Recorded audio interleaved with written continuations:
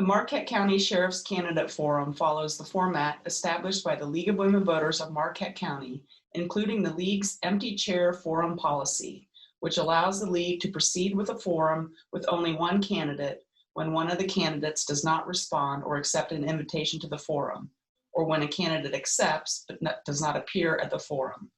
For more information on the League's empty chair forum policy, visit lwvmi.org. Good evening and welcome to the League of Women Voter Forum featuring the Marquette County Sheriff's race in the general election on Tuesday, November 3rd. There are two candidates on the ballot vying for one open seat. The candidate receiving the most votes will become Marquette County Sheriff. The two candidates are Joseph Kozub and Gregory Zybert. Both candidates were invited to participate in this forum. It is the League's policy to contact candidates by phone, U.S. mail, and email to give ample opportunity for all candidates running for an office to confirm and participate in our candidate forum. Candidate Zybert confirmed and returned the signed agreement. Candidate Kozub did not. On October 6th, candidate Kozub informed the League he had to work and would therefore not participate in this forum. When one of the candidates does not respond or accept an invitation to a forum, or when a candidate accepts but does not appear at the forum, the League's empty chair forum policy allows the League to go ahead with the forum. So this evening, candidate Zybert will be the only forum participant. I am Jo Foley, moderator for this evening, a member of the League of Women Voters and a resident of Marquette County.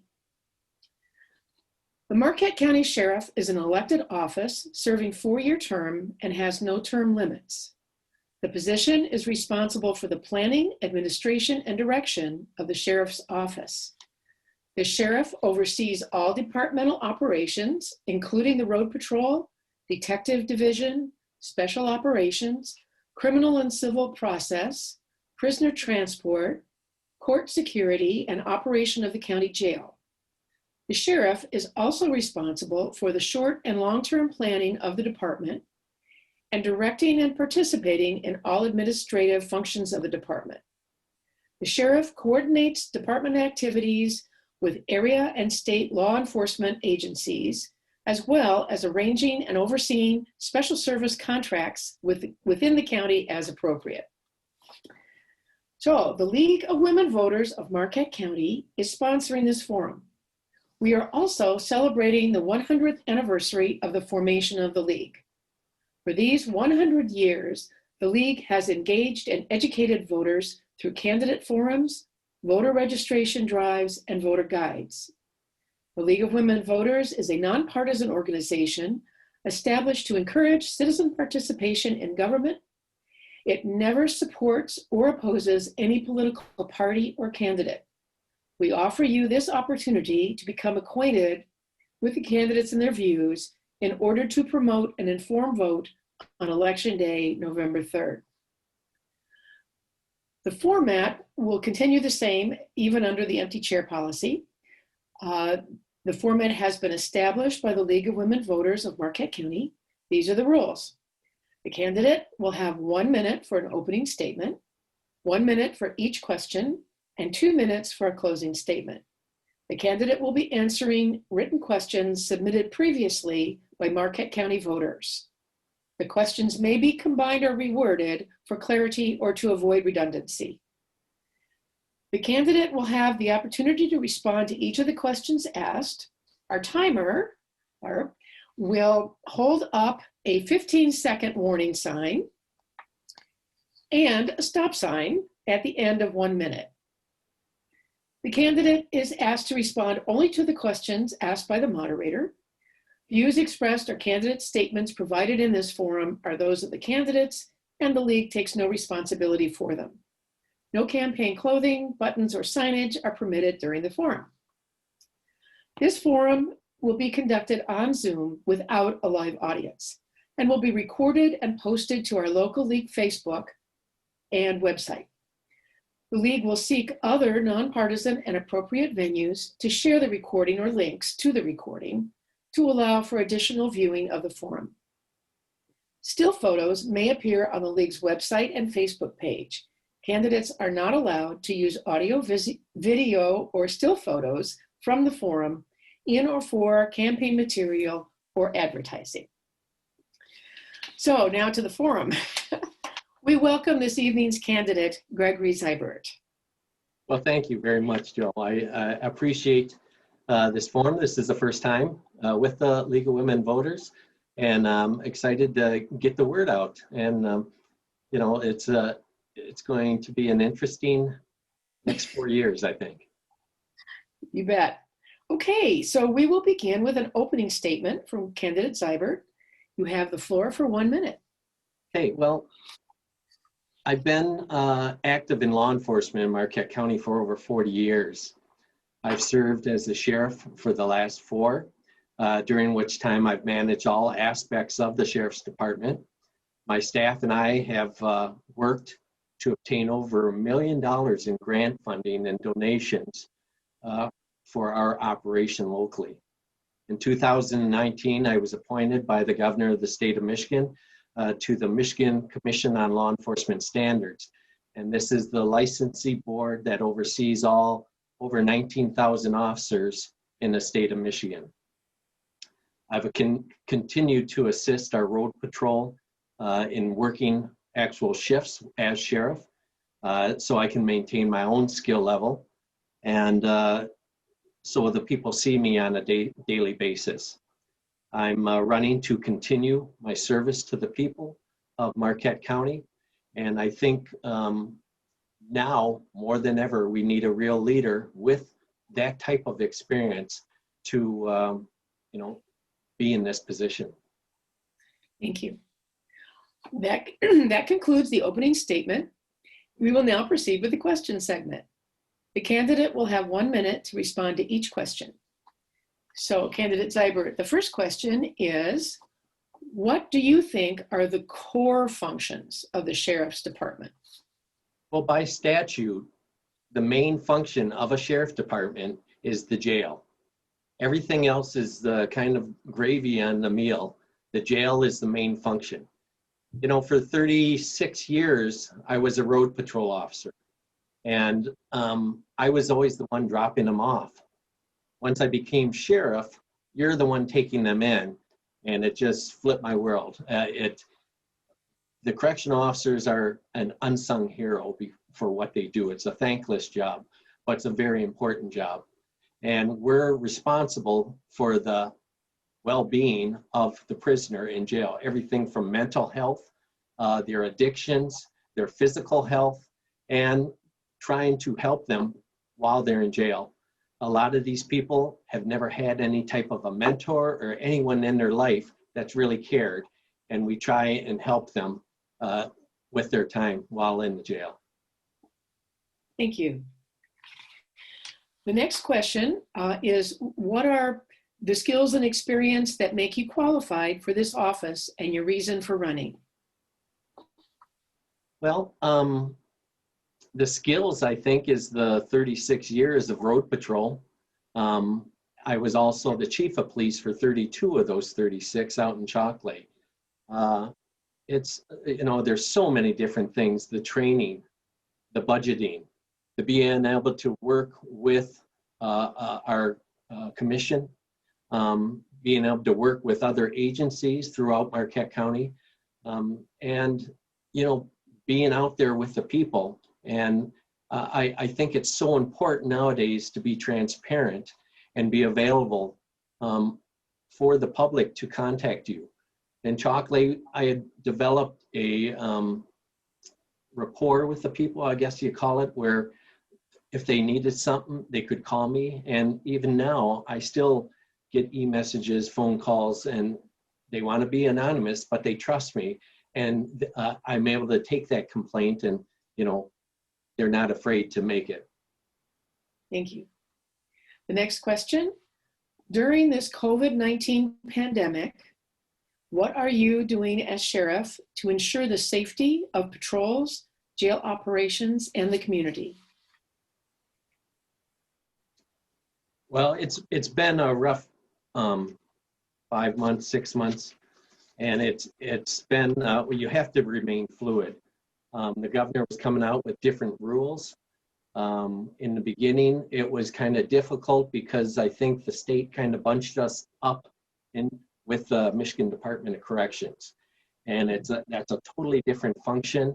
We have people here that are sometimes here overnight and sometimes here up to a year, and so it's very different.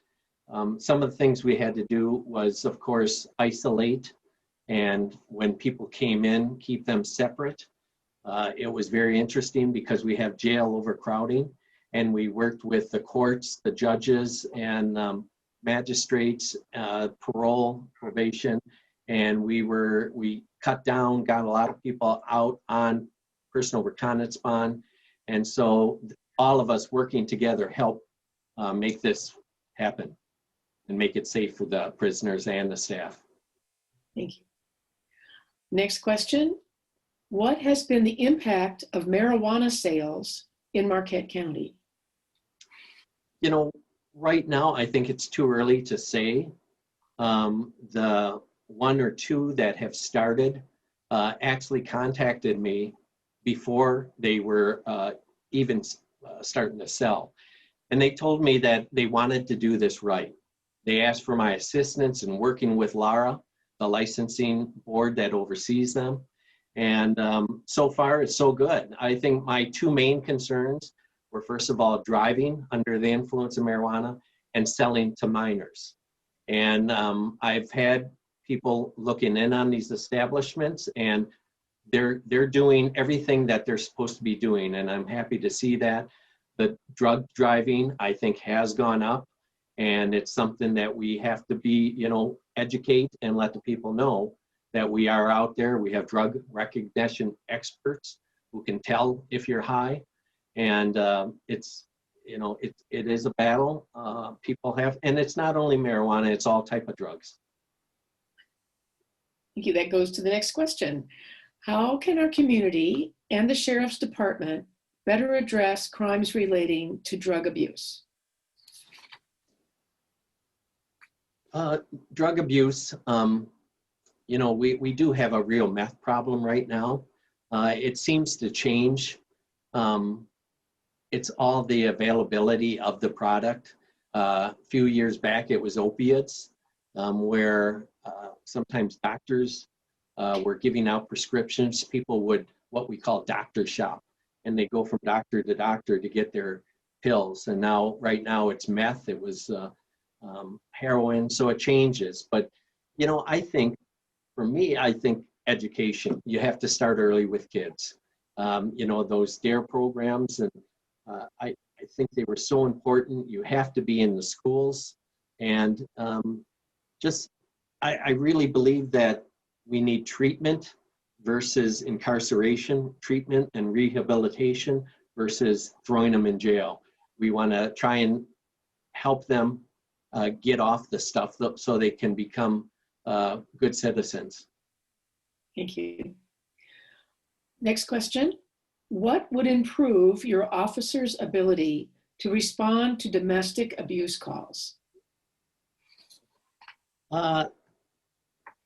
Domestic abuse calls, over the 40 years, I've seen such a change where we couldn't make that arrest, even though we saw that the victim was abused. And now we're so fortunate in Marquette County. Matt Weesey has been, our prosecutor, has been, he's one of the forefront in domestic violence, the training and writing of the laws. And so Marquette County, with the women's shelter, we've received millions of dollars in grants over the years to help us fight that. People are coming forward and reporting it more than ever. That's why the numbers have gone up, and we're getting the training. The officers are getting specific training on what questions to ask and how to find out specific things and what evidence to take to help make that a strong case in court. Thank you. Next question. What can the Sheriff's Department do to better address officers' response to individuals they encounter who are exhibiting substance use or mental health issues? Well, when I became a sheriff, something important, I helped, Marquette became a pilot program. We wrote a grant and we got about $400,000. And part of that was diversion, helping people with mental illness. Instead of going through the court and then probation, and sometimes they're just off their medication, we're able to get that form and the prosecutor would drop the charges and we would get them help. But, I forgot the first part of the question, if you could ask that again. It was involving mental health issues and substance use. Right, and the other part of that was CIT, Crisis Intervention Training, where we have officers that train other officers throughout the county, and it's to educate officers how to look for someone who might be mentally ill, instead of just going in, tackling them, and de-escalating the situation, talking them down, and get them the help that they need. Great, thank you. Next question.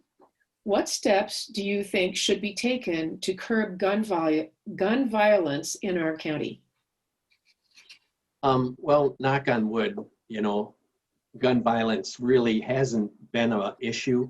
I was concerned when they changed the way CPLs, people were allowed to carry guns, but I was wrong, and they've gotten educated, and they, there hasn't been any real problem with people who carry to protect themselves. And I totally believe in that Second Amendment, being able to protect yourself, but you have to be educated, and this is something you have to practice if you're going to have a gun. As far as the violence, the gun violence, knock on wood, I really don't see it in Marquette County. That's great. Yeah, it is. Next question. What changes, if any, would you recommend to enhance cooperation and coordination between your department and the city, township, and state forces? We are all, because of the area, Marquette County being, I've heard the largest county this side of the Mississippi. We have such a large area that we depend on each other.